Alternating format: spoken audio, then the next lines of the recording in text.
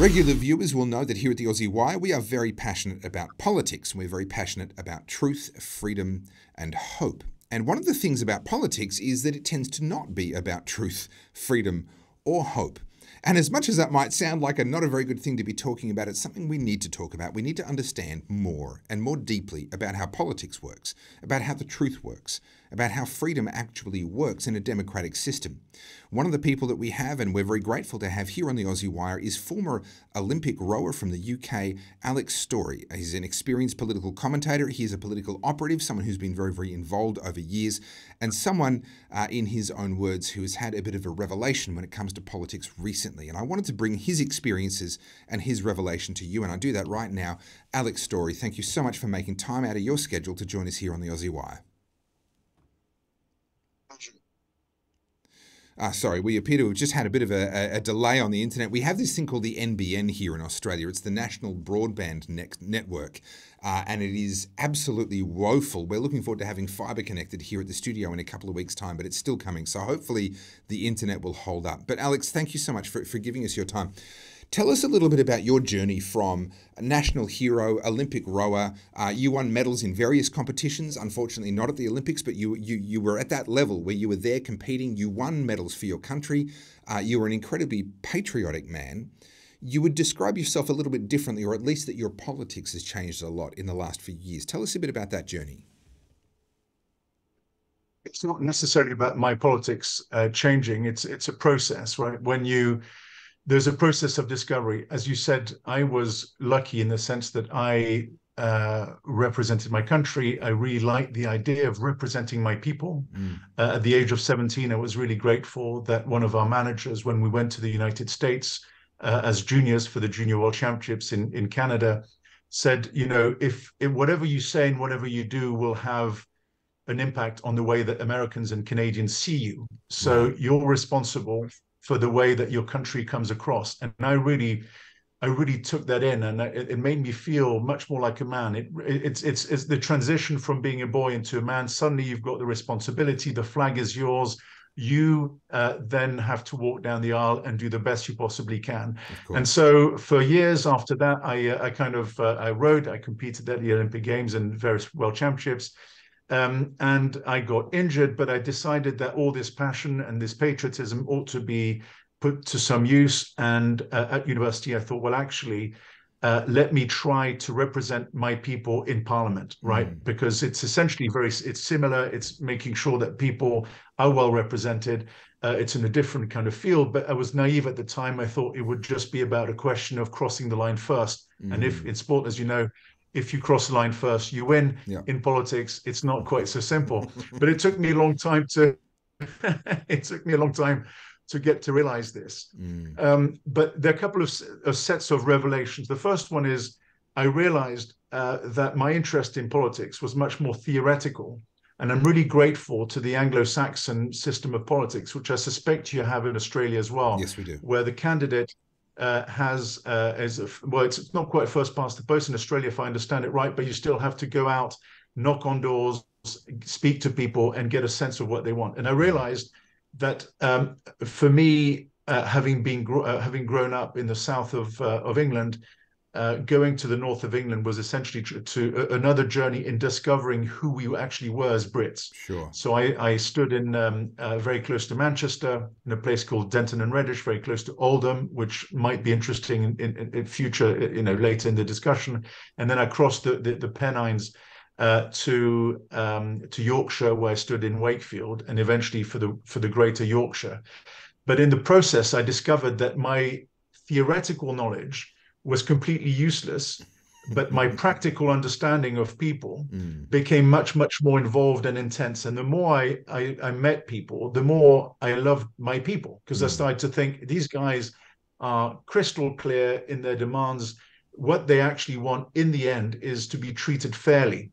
And the great thing about the Englishmen from the north of England that I met is, however crass and rude they were, certainly towards me because I was wearing the blue rosette, actually their heart was in the right place, and what they wanted is just to be treated fairly. And also to the government, where the message was simple: can you just leave us alone? But then there was the other thing. And that is a So this message very close process, to our heart here. Absolutely. Sorry, continue. no, exactly.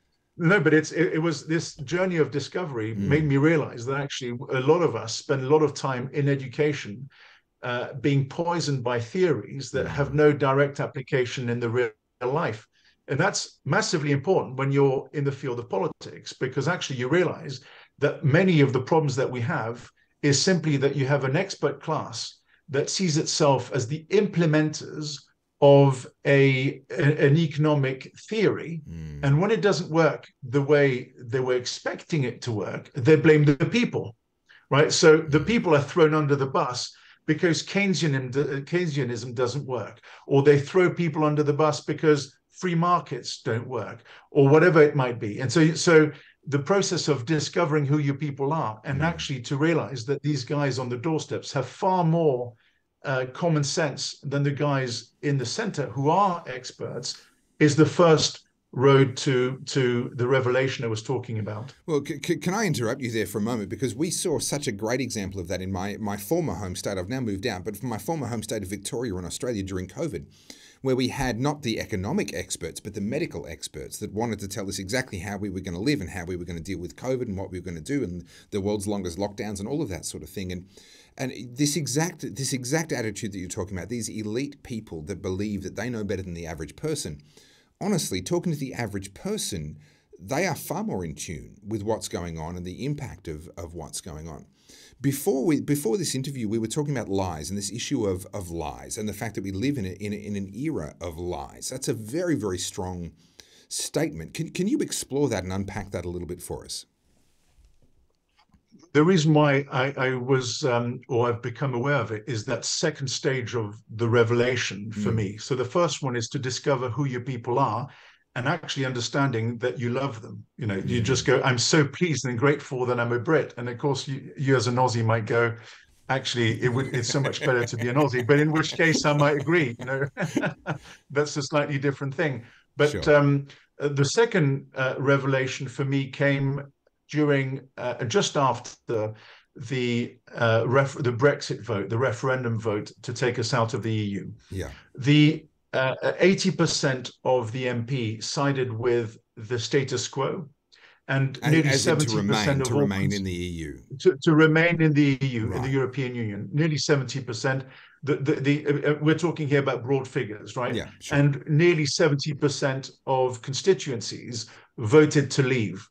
That's right. And you couldn't really put a discussion on the table and see the vast majority of people on one side of the argument and the vast majority of the establishment on the other.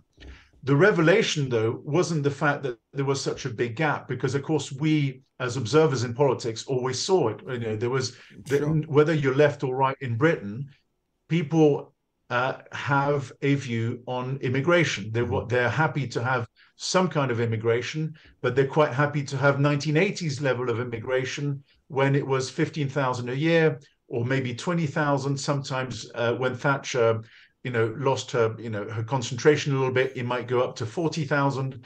But now it's 1 million, right? And so it doesn't matter in Britain if you vote Labour or Conservative, the policies are always the same. Yes. So, of course, we knew that before Brexit, and in part, the reason why people voted to leave the EU is because they essentially wanted to break the status quo. They wanted to say, we do not like the way that the UK is run. Sure. And if we can blame the EU for it, so be it. But actually, what they're saying is, we don't like the direction. We want to change it, but we're powerless to do so. The revelation, though, is what happened the day after. We're 7 years from the Brexit referendum, and what the cult-like small number of Remainers that are still braying incessantly to try and rejoin the EU have essentially used all sinews of the state to dehumanize more than half of the population, and sure. they've done that consistently over 7 years. So much so that in their eyes, democracy is no longer a proposition. In other words, they've talked themselves out of believing in democracy, because for them, the people are proles, they're stupid, they don't know what they're talking about because they didn't go to a red brick university somewhere to study gender studies. Right? So that's the big thing. It's the second revelation. Our leaders no longer believe that you and I have a voice. And this plays right into what we're seeing playing out with the World Economic Forum, the UN, and various sort of supranational bodies that believe that the world ought to be run by them, that they are somehow more gifted, more intelligent, more knowledgeable, more talented, and that we should all just simply be falling into line with what they would like for us, whether that's 15-minute cities in the Oxford trial or various other things like that.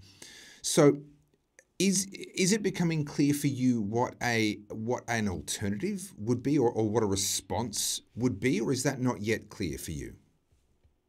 I think what we've got to try and do is fight for the decentralization of pretty much everything that has to do with decision making. Sure. In other words, anybody that says we need to further centralize is an enemy of humanity, because what they're trying to do is they're trying to disown your worth, your humanity. So we start from the premise, the most important one is that every human being has dignity. So that means that whether you're a pauper or a prince, your voice is worth the same. So we start from that proposition, and then we can build on the idea of democracy and decentralization. The problem is that the people that we're referring to, the Larry Pages, the Bill Gates of this world, do not believe that at all. What they believe in is in the caste system, where you have a certain small number of chosen people who lead the way into a progressive universe. And you've got the guys, the untouchables at the bottom, who hang on to their traditions, to their religions, to their borders and everything else. In other words, this caste system is a free pass to get rid of any constraints that they might have had before. So that's the reason why you see the increasing sexualization of children, because through gender policies. That's the reason why borders no longer matter, because in the end, the experiment is played on them, on us by them. And so, yeah. It's quite extraordinary to see UN bodies and economic bodies, World Economic Forum being an example, wanting to weigh in on the age of sexual consent. You do have to ask the question, why does a body like the World Economic Forum have an opinion on this issue? Why do so many multinational, supranational, non-governmental and governmental bodies have an opinion on this subject? It does seem like that they really do have an agenda in that department. I want to finish on this question. We are out of time, unfortunately, but I want to finish on this question, Alex. What happened to the United Kingdom?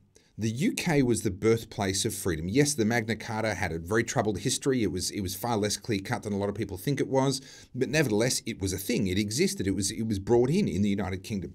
It really was the birthplace of free speech, and so many of the freedoms that we have today, as imperfectly as that's been carried on. Yes, the United States left because of King George. Yes, there's a very, very checkered history there, but nevertheless, the UK is really where we derive a lot of this from. And yet now we see people going to prison for tweets and quoting rap lyrics and things like this. We see the UK now is really a place where I would say a form of almost a tyranny kindergarten. It's not a grown-up tyranny yet, but it's like a young tyranny is taking place there. What happened to the UK? One of the things to study is the history of Fabianism in the UK. This despising the working man and despising business has always been the business of relatively mediocre second-raters like Bernard Shaw, Sidney Webb, Beatrice Webb, and all these guys who became the research heart of the Labour Party in the 1920s. What we have to realize here is it's essentially a mixture of the Puritan view of the world, which is we reject everything if we can't get to the essence of it. And by that, I mean, let's say 16th century England, the Catholic Church is everywhere. Then you have the Puritans that come in and say, no, we've got to remove all the pictures, we've got to break all the windows, we've got to steal, we've got to take all the altars, we've got to take away from the Catholic church and we'll give it to our supporters. And if you think about this kind of behavior is essentially the one that we see from Just Stop Oil protesters. Sure. It's essentially you demonize the other side, you steal from them, and then you justify the theft because somehow they're the antichrist, they're the anti-papist, or whatever it is. Enemy. But they're the enemy. You kind of, as I said, you dehumanize them. But so in the UK, the UK was that kind of place so long as these people were not funded permanently. What happened over from the beginning of the 20th century to now is that the tactics of these people, because they're coward and they're proudly cowardly, what they do is that they permeate the institutions. And the institutions might be the school system, the education system, the police. And what they do is that they change the regulation from within. And what they use is the taxpayer's cash, the cash cow that is the worker. So the irony is that they tax Joe Bloggs on the street who has to work 2 jobs to make ends meet, whilst they pay themselves quite a lot of cash to force a progressive view of the world onto a people that doesn't want it. And that's actually, I think where the intellectual poison comes from is this permanent funding situation that we have, where we have a police force that used to be about stopping burglars and rapists, who are now stopping women who hold signed prayers outside of abortion clinics somewhere in the middle in the UK. It used to be that schools were about the 3 R's, reading, writing, and arithmetics. Now it's about indoctrination, right? So there's been a massive mandate shift. What we've got to try and do through a decentralized universe is dismantle this permanent funding apparatus that injects constant poison in the body politic of the Western world. Look, I said that was going to be the last question, but I can't leave it there. You touched on it just then, but I do want to hear from you before we finish. What then is the response? What's the solution? What are you working on, and what can we work on to try and address some of these problems? So I think the first thing is to make sure that we do what we're currently doing, that we speak to one another, that we don't allow ourselves to be bullied.